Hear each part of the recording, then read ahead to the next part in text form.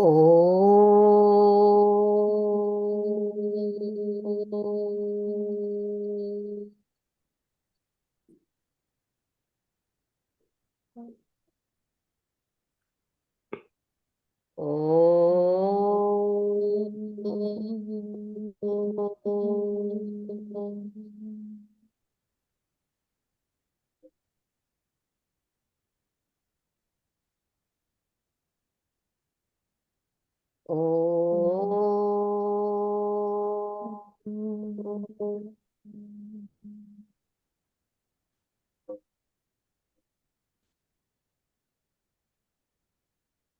Om Shri Ganeshaya Namaha. Om Shri Saraswatyai Namaha. Om Shri Gurubhyo Namaha. Om Samasta Jana Kalyane Niratam Karunamayam Namami Chinmayam Devam Sadgurum Brahma Vidwaram. Let me get this sheet. Sada Shiva Samarambham Shankaracharya Madhyamam Asmadacharya Paryantam Vande Guru Paramparam Shruti Smruti Purananam Alayam Karunalayam Namami Bhagavat Pada Shankaram Lokashankaram Shankaram Shankaracharyam Keshavam Badarayanam Sutra Krutau Vande Bhagavantau Punah Punah. Hari Om. Okay, so we are in the verse number 23. So 2 weeks ago we saw half of the shloka. And today we are going to finish the whole shloka. So the shloka started is Kastvam koham kuta ayataha kame janani kome tataha iti paribhavaya sarvamasaram vishwam tyaktva swapna vicharam. So here, the questions that we should be asking ourselves to know exactly who we are, because we most of the time, when we think of ourselves, we only think of our body. We don't think anything more than that one. But, when you go and ask the Guru and ask him, you please tell me who I am. Not you are not asking Guru, who are you? But, you are asking about yourself, who am I? If you ask him, what will he do? He will pick up a mirror and put it in front of your face and say, this is you. Okay. So, but then you might, an intelligent person will say, no, that's just my reflection. Okay. But how can I be that reflection? So then the Guru will tell you that you are not the reflection, but just like you need a mirror to see yourself, without which you don't know how you look. Okay. In the same way, to know who you are, you also need an external device. And what is that external device? The Shastras.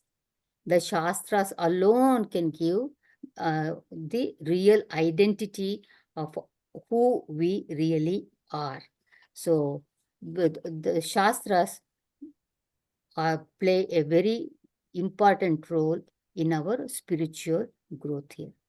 And as I said, most of the time when somebody says, when I myself sit down and say, who am I? Where do I start? All these notions are in our mind. It is something to do with some relations, like I'm the mother, I'm the sister, I'm a grandmother, like that one. Or I might start with some titles, I'm a doctor, I'm a teacher, things like that. But nobody, will start and say that, I am that consciousness. Okay. Only great people like Adi Shankaracharya and Asta Malaka and all that, they can say, I am that consciousness, and they can sing about that also. like we saw that Hastamalaka, Hastamalaka shlokas that you are listening to Raghuji's classes, how he answers who he is. Yes, and Adi Shankaracharya also, when he went in search of his guru, okay, and at near the Narmada river, he found his guru. When the guru asked, "Who are you?" That is the one that we chant as a Nirvana Shatakam, Mano Buddhya Hankara. That's how he answered his guru, just like Hastamalaka answered the Adi Shankaracharya. Okay, so that is the way, the great people know who they are. And of course, in Vyavahara, if somebody had asked Adi Shankaracharya, who are you? He would not have said Mano Buddhya Hankara. Okay, in the Vyavahara, they know how to behave, but inside, they know exactly who they are. And then when the next question was, Kastvam, who are you? So, so first one is who am I, and then who are you? So if you see the two of us, the differences that we can point out is only in the external things, body, mind, and intellect. Of course, mind and intellect is internal. Those things you can, but when it comes to consciousness, it's the same consciousness that is there everywhere. Kuta ayataha. So from where did I come? So a realized person will say there is no coming and going for the consciousness. It is the coming and going is only for this body that was not there before, and it has come at a certain point, at certain time, and it is going to go away also. That is why this body is known as shariram. That is shriyamanatvat shariram. That is that which disintegrates with time. That is called as this sharira. And see, when we think about ourselves, we think about our body, mind, and intellect, and everything, and this in the world all the time, and continuously we think about these three things, but we never remember that there is another one that is presence in us, and that is that self, that is that Atman, that is the fourth entity. But we very nicely we forget about those things. We are very happy with the way we are living, so we don't even pay any attention to that one. So here in this verse, the importance of questioning in our lives is given here. Without questioning, all our doubts are also not going to go away. Many times, we say we will have a doubt, and then we see, oh, okay, I'll get it answered by some great person, and we don't see any, we don't come across any Mahatmas, and with that, our question also, we forget about those things. But it is really important. When a question comes, that question should be should be bothering us so much. Until we get the answer, we say, no, we are not going to give up. So that is the way that shows that, that person is serious in his spiritual path here. So, and this world, what is this world? In this shloka, it says, it is asaram. There is no sara at all. There is no essence at all. So last week I had told you Adi Shankaracharya compares it to the banana trunk. If you cut a banana plant, okay, and you start peeling one after the another, like the leaves, the bottom one that comes, and you keep on peeling, and then what do you see inside? Nothing. Okay, so this world is also like that. It only has layers and layers of illusory things, Maya, but there is nothing really, anything that is worth essence. There is no essence at all here. So that's why in the fourth pada it says Vishwam Tattva Swapna Vicharam. Give up this world. Why? Because it is like a dream. It is like a dream. It is not a dream. Okay, so that's where we had stopped in our last class. And so we'll continue now this the fourth pada. Let us give a little more importance to the last two padas here. That says iti paribhavaya sarvam asaram vishwam tyaktva swapna vicharam. So this is what, let us look about that one, little more into this one here. So this verse, is attributed to Acharya Yogananda, and he urges. Just listen. Put the telephone there. He urges in this verse to inquire about the most important and basic questions of life, and tyaktva vishwam, leaving aside this world. Why? It is asaram, it is essenceless, and it is swapna vicharam. It is like a dream. That's all it is. See, for that, who am I? Whenever that who am I is so famous, every time that we hear, the first thing that comes to our mind is Ramana Maharshi. So people who used to go to Ramana Maharshi with their problems and to get some result, solutions for those problems, first thing that Ramana Maharshi would say is, inquire who you are. Okay, so that means inquire who you really are. When you inquire that, you realize you are that Atma, you are that self. And that self actually does not have any problems. So there is no solutions also you need to find when there are no problems for your real identity. So that is what he meant when he said, uh, find out who you are. He's not talking about your relationship or this, how you live in this world and all that. He's telling you, find out that you are that consciousness. When you find that one, actually, there is no problems for the consciousness. All these problems, ups and downs and everything is only for our ego. That's all. Okay, and so that's very important. And this I was telling you in the last time, paribhavaya. It is so important that we inquire, we ask questions, and we think about it. See, more and more we think about on a particular, you just take one line of any shloka or anything, okay, and you keep on thinking about it. What is the meaning of that? Is there any other meaning that you can give to that particular line and all that? That is paribhavaya. That is very, very important. See, like I think about 2-3 classes ago in Ashtavakra Gita, Jyotiji said something, that really made me started thinking about that one. What did she say? She was talking about this Shadvikaras for this body, the 6 modifications that the body undergoes. What is that? Asti jayate, vardate, viparinamate, apakshiyate, and vinishyati. So existence, birth, grows, matures, decays, and dies. This is the order wherever you see. Okay, the Shadvikaras for the body. So first one is asti. This is existence. And then jayate is birth. But normally, whenever this is used, they say first this is the birth, and having the birth, you come into existence. Okay, this is the way, I had heard from all the Swamijis and, whatever I have read and all that.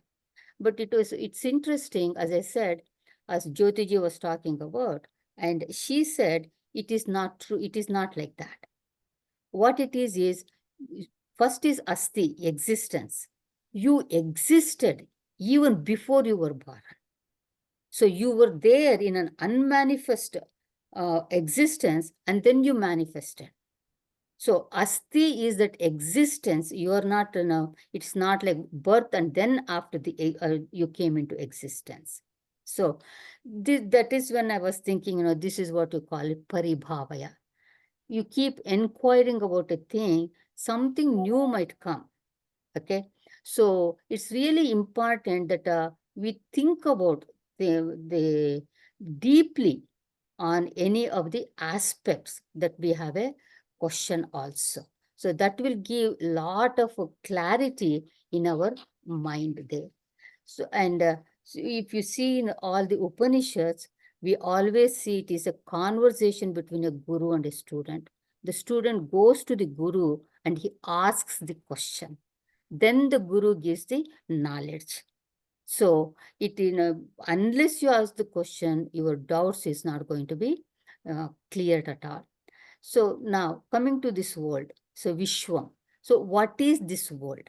So and he says reject it, tyaktva. Why? Because it is asaram, it is essenceless, and also it is swapna vicharam. It's a what is barren of imagination only. So if you read the, I mean, Swami Ishwaranandaji, he talks about the Bhashya that is written on this Vishnu Sahasranama. Adi Shankaracharya has written the Bhashya on the Vishnu Sahasranama, and there he explains what is Vishwam, this world. So there he says, Vividha Pratyaya Gamyam. Vividha means variety. Pratyaya is modifications. Gamyam means born out of. So what is this Vishwa? What is this world? This world is born out of different modifications of the mind only. Because you see, the world for me is very different to another person who sees the world. One person might be thinking, oh, this world is so beautiful. I don't want to leave this world. But another person might be saying, what is this world? Everything is, it comes and goes. Nothing is permanent in this world. So it is all our own imagination. It is in our mind. Our mind, is the one that tells us what kind of world what we have in our mind also here. So mind is very peculiar also, but if you want to find out what is this mind, mind automatically just goes away. You just think about it, okay? Because mind doesn't want any kind of inquiry. So only when you are not thinking about something in a serious way, the mind rattles all the time. But if you go into see, let me see what is this mind doing, you cannot find the mind. It just goes away. That is what, Ramana Maharshi says in the Upadeshasara, Manasam tu kim margane krute naiva manasam marga arjavat. Okay, so mind is that, when you go in search of the mind disappears. And this is actually the straightest path to get your mind away, to get rid of your mind here. And then it says swapna vicharam. It is born of imagination only. So, this Swami Sarvapriyanandaji, he tells a story about Janaka Maharaj and Ashtavakra, where Janaka Maharaj had a dream, and when he woke up, he could not decide whether the dream was real or the waking state was real. One day, King Janaka was sleeping very peacefully, and suddenly a commander came running to him shouting, Maharaj, Maharaj, get up. We have been attacked by an enemy. So King Janaka immediately got up and summoned all his, the generals, the commanders, the soldiers, and also he put on his armor and took out his sword and went out with the soldiers to fight the war. And the war was, it was a very fierce battle, and King Janaka was defeated. So King Janaka was wounded and he was captured by his enemies.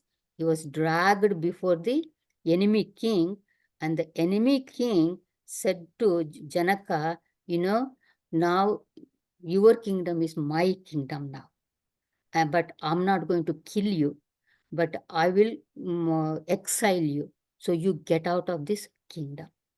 So Janaka Maharaj, wounded, tired, depressed, exhausted, he's walking in his own kingdom, which doesn't belong to him anymore, begging for a little bit of water and food.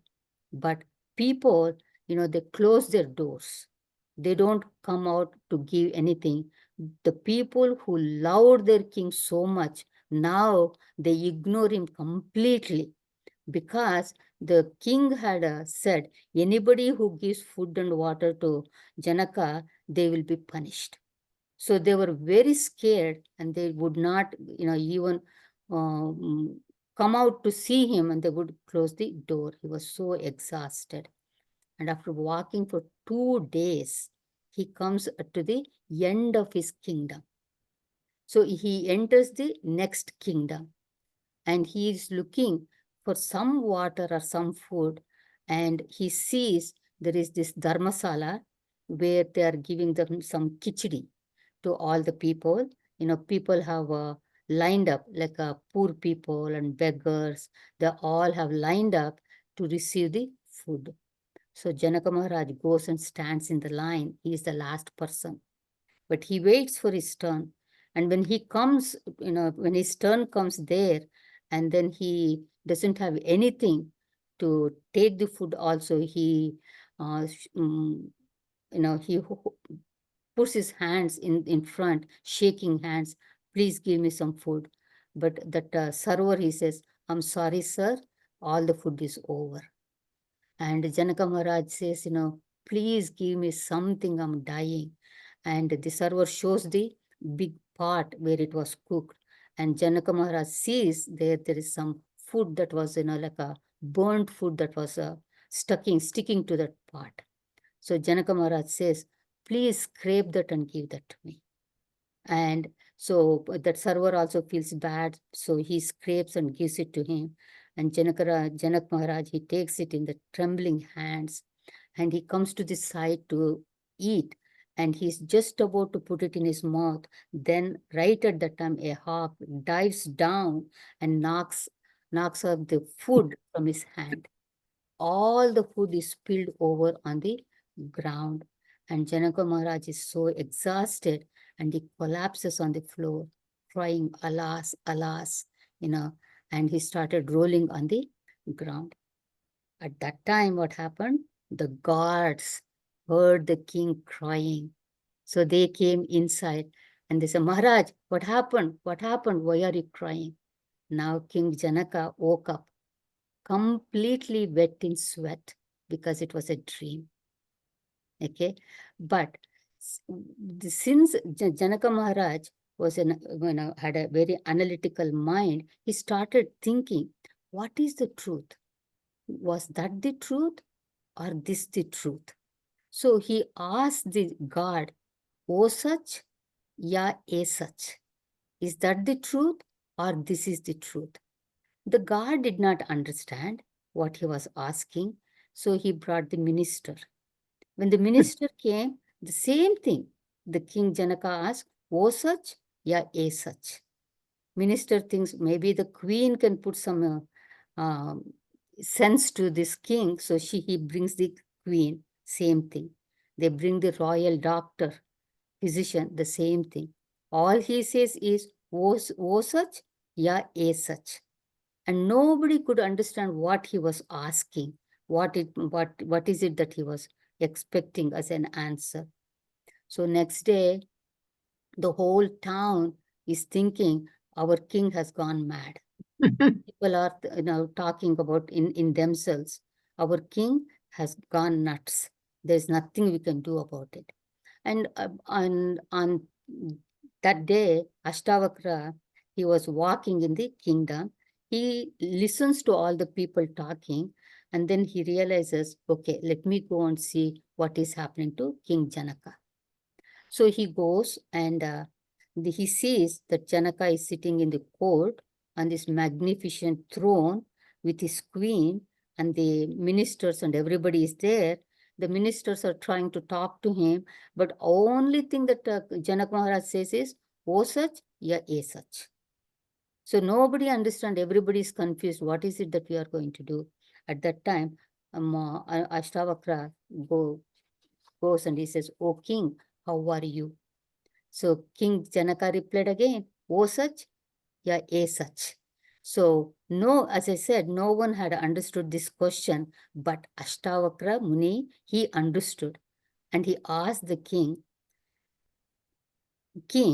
you see that horror, that defeat, that humiliation, that pain and suffering, and rolling on the ground and crying out, alas and alas. Is it there now? So the king Janaka seems like, he came out of that stupor and said, no. Then Ashtavakra Muni asked, okay, this glory, this your queen, this magnificent throne, all these ministers and all that, were they present when you were rolling on the ground? King Janaka said, no, this was not there. So Ashtavakra Muni says, then neither that is true nor this is true. It's true.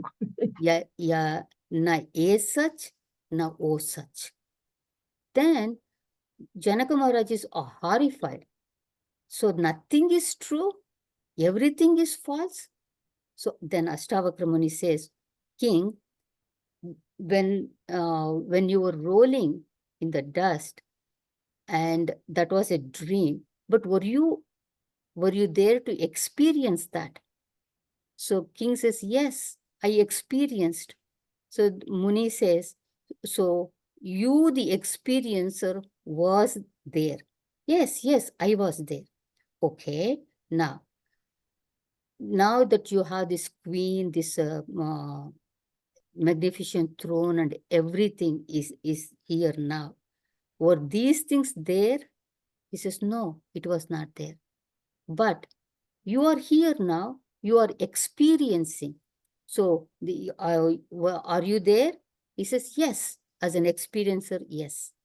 So then, Ashtavakra says, neither this is true nor that is true, but only you are the one who is the truth. Okay. So, na a such, na o such, tum hi such.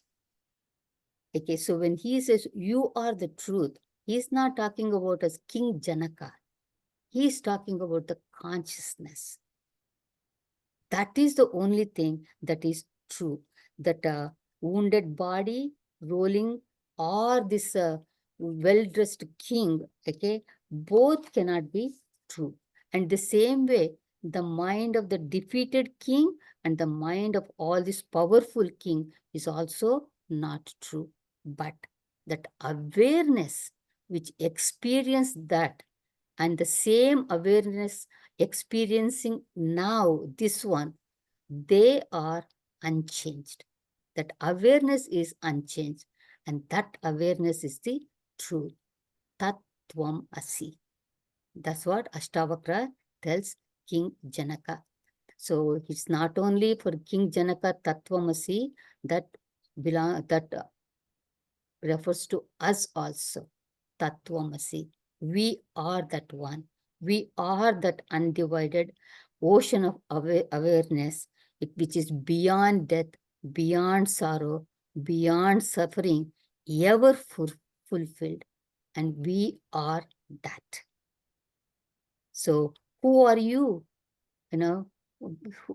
So who am I? Who am I? I am that. Who are you? You also say, you are that consciousness only. See, only like, any state, okay, appears real as long as you are in that state. Okay, the moment we move from that plane, okay, it appears like a meaningless projection. Gurudev, mentions about this Gaudapada. This Mandukya Karika, that is on a Mandukya Upanishad. Gaudapada Chariji has written a Karika, and Gurudev mentions about that in the commentary in the book. So I thought I will just say a word about that one. Okay, now, what is Karika?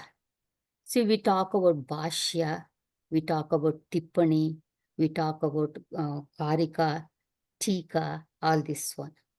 So what is the difference between Bhashya and Karika? Very simple. Bhashya is a commentary on a text which is written in a prose order.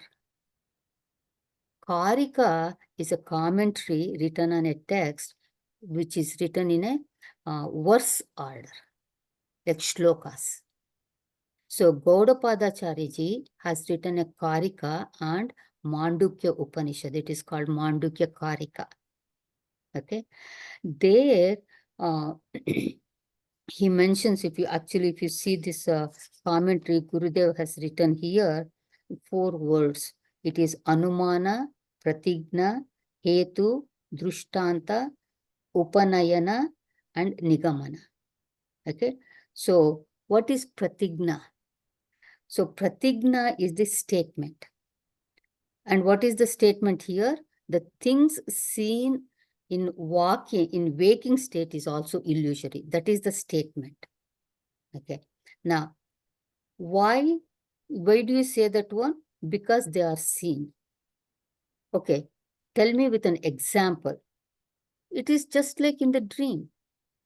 That's the example. Okay. Now apply that one. As in dream, there is illusories for the things seen. So even in the waking, the same things is this. What is seen is also an illusory. So what is the conclusion? Nigamana. Therefore, even in waking, the illusoriness of the things is declared. So that Karika is very interesting. You should read that one. It's a long Karika. It's the shortest Upanishad with only 12 mantras.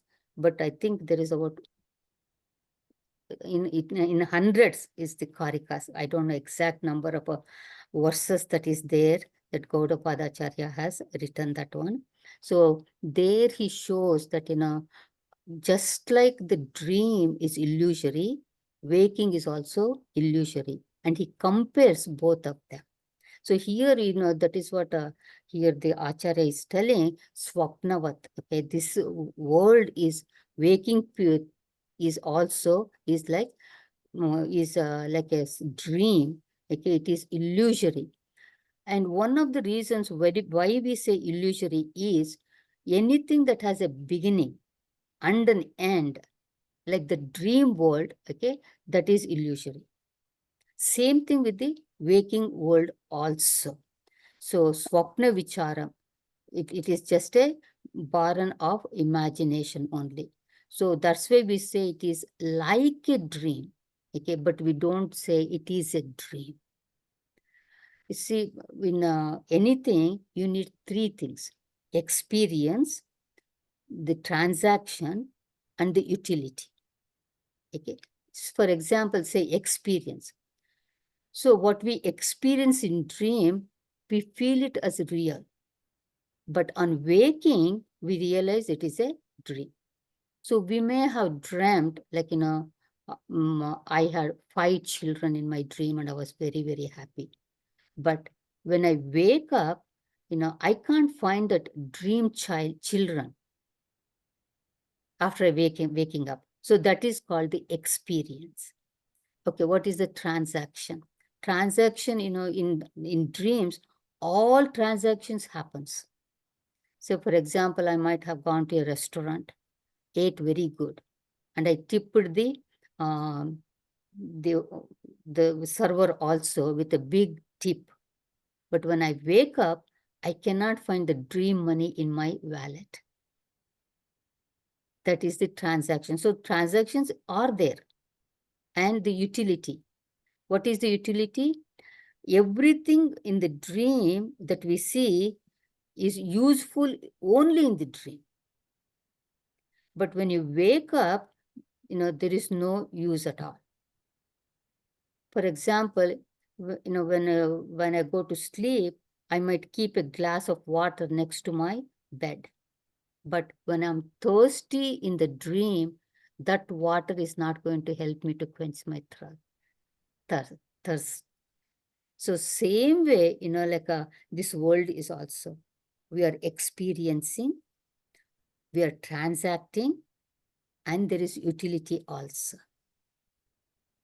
Okay, so dream and waking states are alike. So we can say this world is like a dream. But from dream, you wake up naturally and effortlessly. But to wake up from this world, okay, only thing that can make you wake up is knowledge. Knowledge of the self, Atma Gnana. That alone will wake you up from this dream-like world here. And also when you wake up from a dream, dream vanishes. Dream is destroyed. But you cannot destroy the waking world.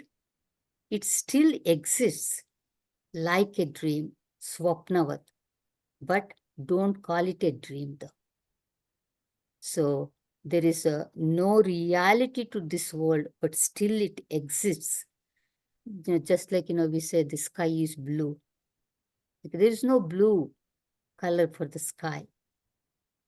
In reality, there's no color, but it appears as blue.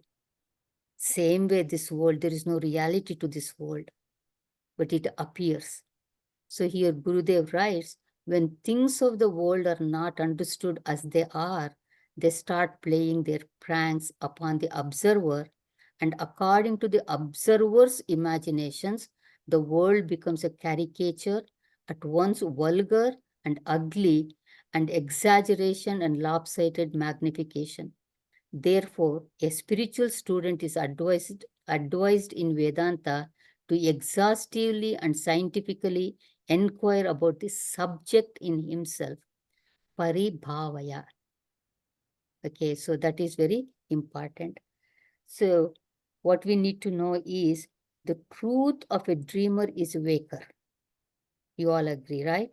But the truth of waking world is me, the consciousness. See, we have heard Brahma Satyam, Jagan Mithya, right? So what is Sat? Truth. Normally, when we translate this one, we say Brahman is the truth, okay, real, and this world is false. But actually, here it did not say Asat. It says Brahma Sat. Jagan Asat, and he did not say. He said Jagat is Mithya. So there is a difference between false and Mithya. Sat in Vedanta is that is there in all the three periods of time: past, present, and future. Brahman. But Jagat, okay, you can't say Asat because we still see it, right? But we say it is Mithya. Asat is something that doesn't exist at all. It's very interesting in Vedanta, a few examples they give for the Asat, that they give like a blue elephant, or the horns on the rabbit, or the son of a barren woman. These are the examples that is given in Vedanta for Asat. Then what is Mithya? Okay, Mithya does not mean false, but actually there is no exact word in English that you can translate Mithya. So Mithya is that which is neither Sat nor Asat. That is Mithya. So here, if I give you the example, then you will know, okay? Say gold and gold necklace. We see the gold necklace, a beautiful thing, bright, shiny, precious ornament, and we are sure the gold necklace exists, right? Now, but the gold necklace is not permanent. You can melt it down and make it into some other ornament. So in this example, you can say gold is Sat. it existed before it became the gold necklace, and it is still existing in the gold necklace, and it will still exist even after you melt it. That is Sat. In all the 3 times, it is still there. Okay, but what about the gold necklace? It was there, but now it is not there. Okay, so you cannot say it is Asat because it did exist. So you say gold necklace is Mithya. You don't say gold necklace is Asat.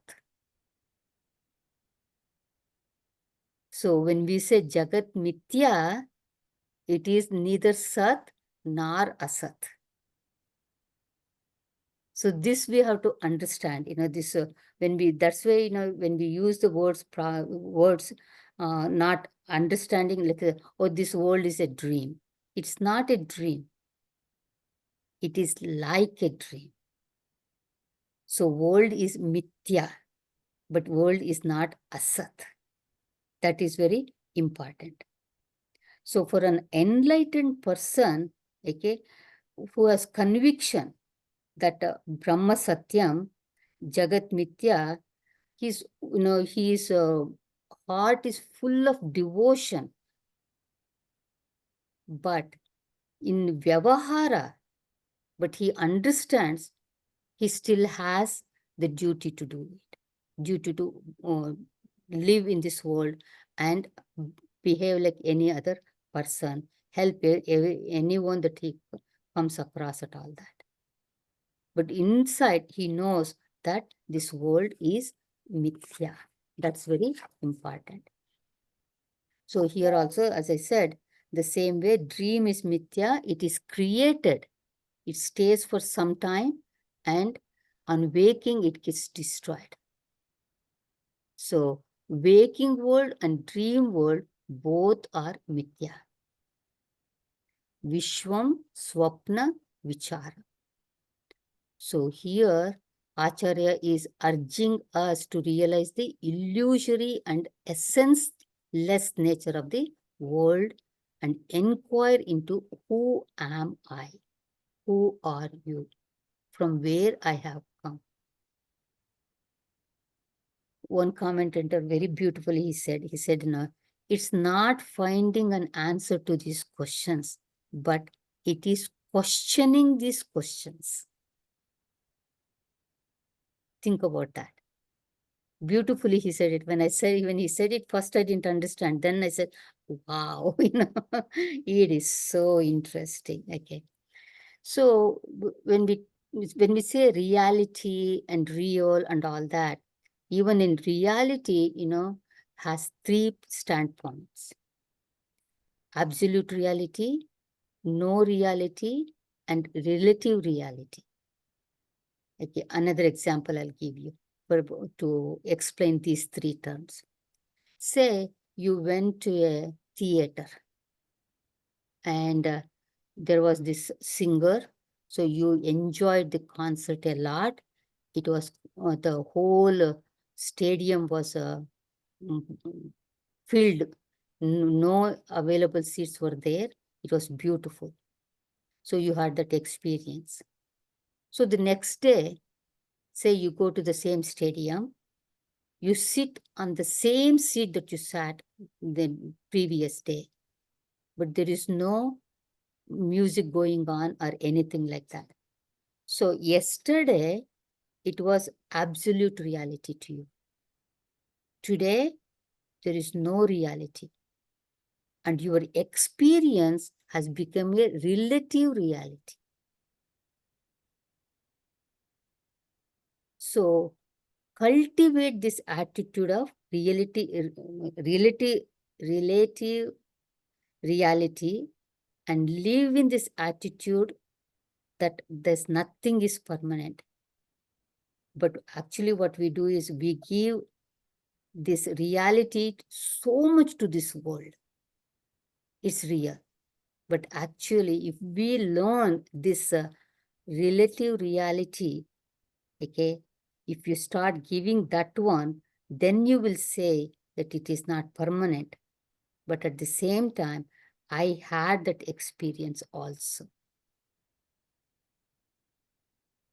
Gurudev used to say, this will also pass, both joy and sorrow, and they are not permanent.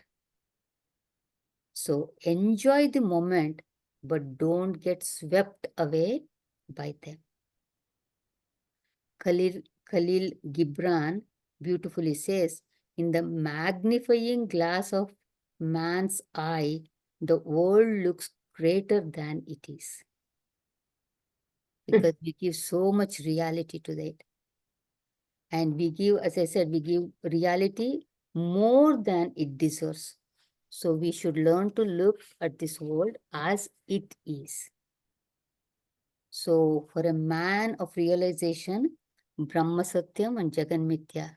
But for you and me, how to live in this world where the world feels real to us.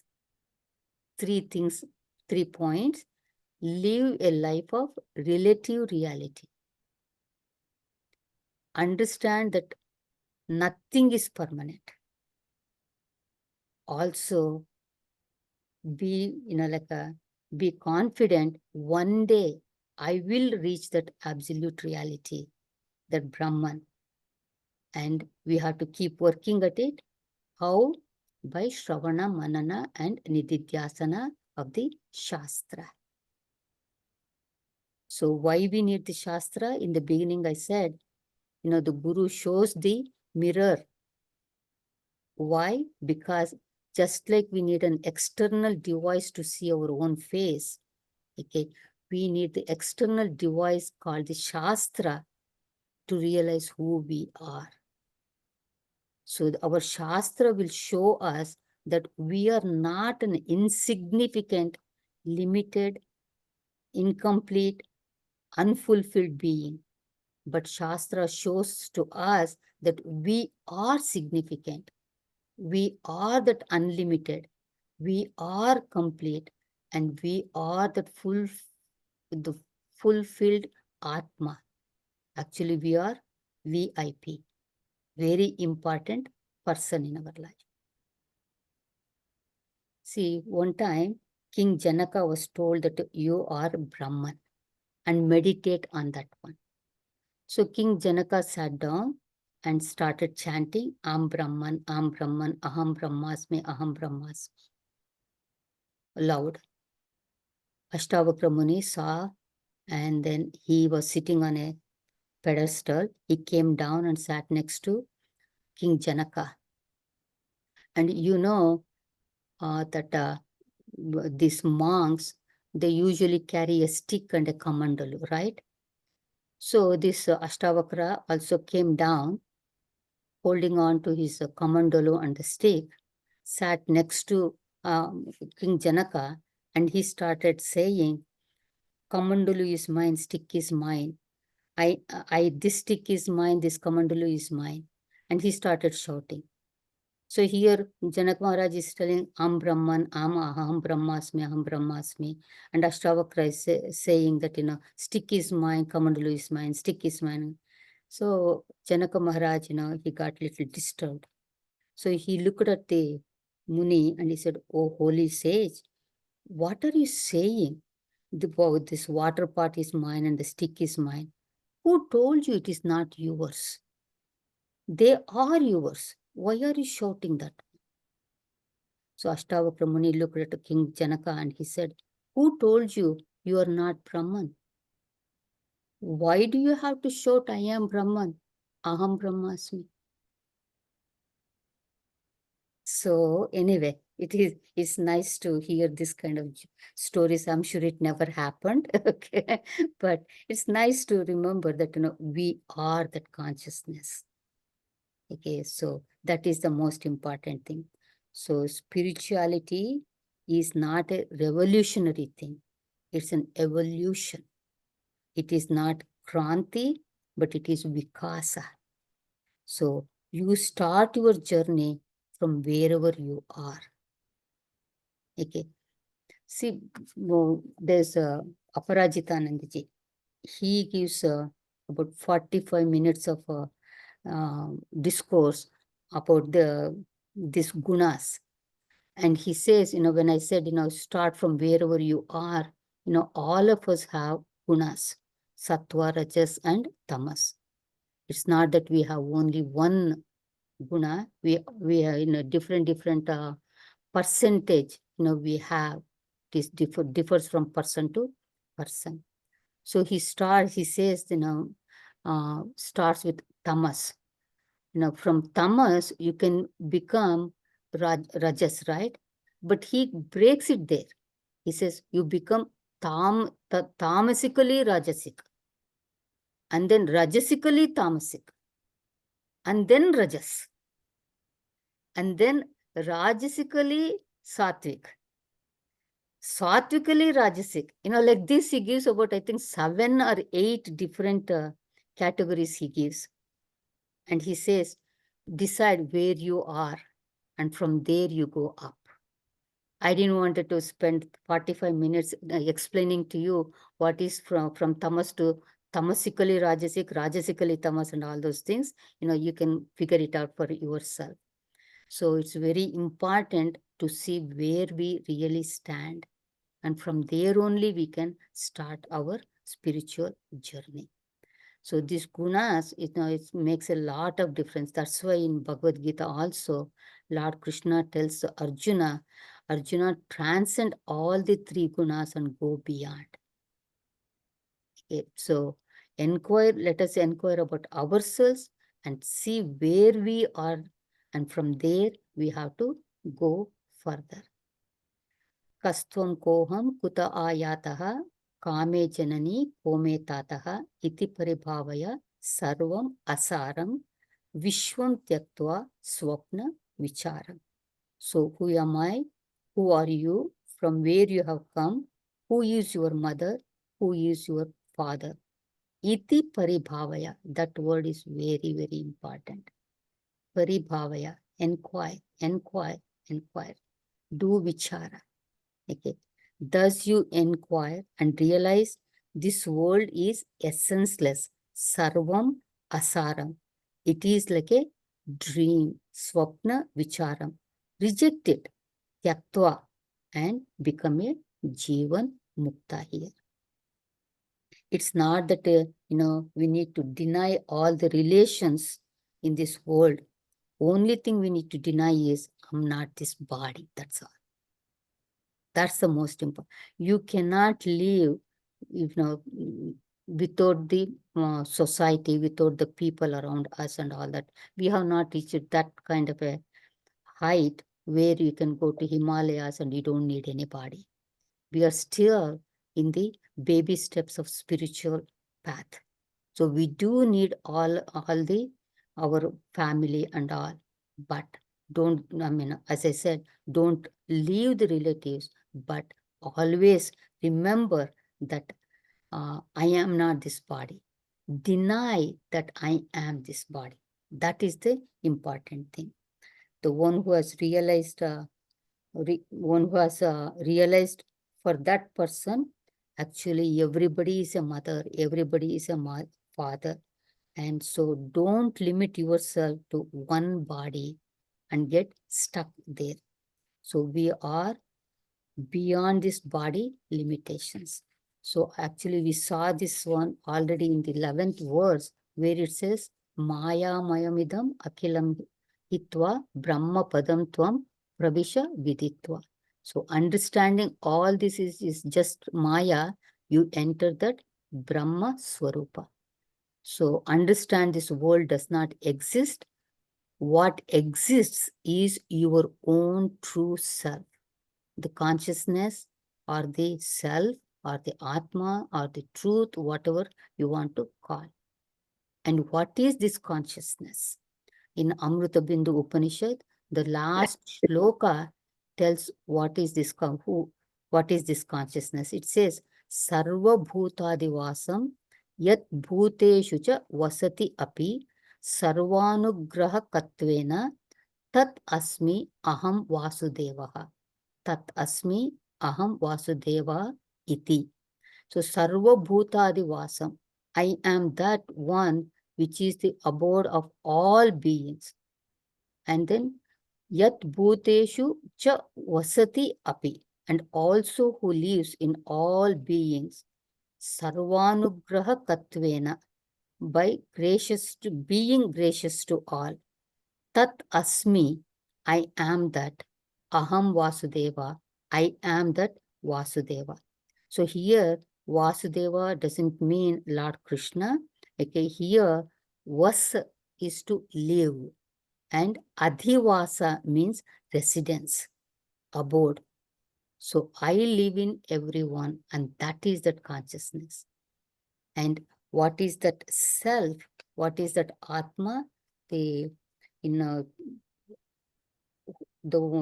you all must be attending the Tattva Bodha classes of Jyotiji. There it says in the beginning of the book itself, it says, Atma Kaha. What is Atma? What is self? It beautifully says, Stula, Sukshma, Karana Sharirat, Vyatiriktaha, Panchakoshatitaha, Avasthatraya Sakshi, Satchidananda Swarupaha, Yat Tishtati Saha Atma. So what it means? What is the self? That which is other than the gross, subtle and causal bodies, beyond the five sheaths, the witness of the three states of consciousness and of the nature of existence, consciousness, bliss is the self. So that self we are. Okay. So inquire, Paribhavaya, who am I? That is the most important. So we did not think Bhajagovindam has this much Vedanta, right? It does have Vedanta. In the beginning, it was at the level of worldly person. See, I was talking to Raghuji about this Bhajagovindam, and I was telling him, I said, many people think Bhajagovindam is only for ladies, because they feel, oh, this is like a what you call child, like a lower thing. It is not high, like I am this Atma, I am this one, all these things. But how important it is to know how to live. We talk about sadhana chatushraya sampanna, that you have to have those qualities for studying the Upanishads and higher knowledge. But how do you develop those things? That was given in the first few shlokas in Bhajagovinda.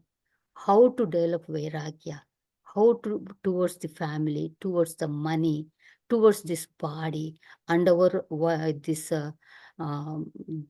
the life that we go through. Everything was given. So that is the reason this is known as a Prakarana Grantha.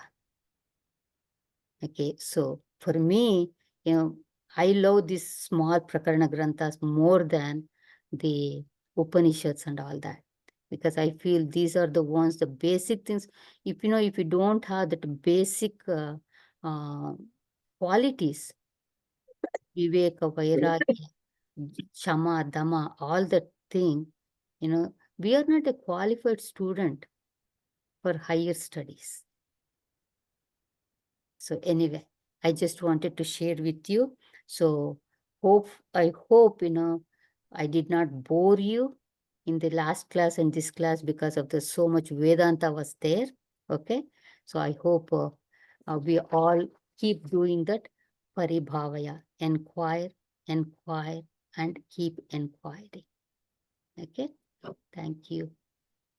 Om Purnamada Purnamidam Purnat Purnamudachyate Purnasya Purnamadaya Purnameva Vashishyate.